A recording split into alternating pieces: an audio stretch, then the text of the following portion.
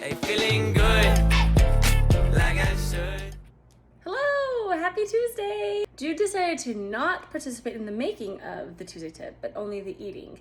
And so today I'm going to show you how to make fall candied pecans with cinnamon, maple syrup, and honey. Since we've been in Hawaii, I have decided to not eat a lot of sugar, so I didn't even buy sugar, so I don't even have sugar in my apartment, which makes it very easy to not eat sugar. So I used honey and maple syrup. The first batch I tried with just maple syrup and they didn't quite turn out very crunchy and they just weren't that great. So I combined honey and maple syrup for the second batch and they turned out much better. So hope you enjoy. Happy fall. Hey, feeling good, like I should. When in dark, I walk around the neighborhood.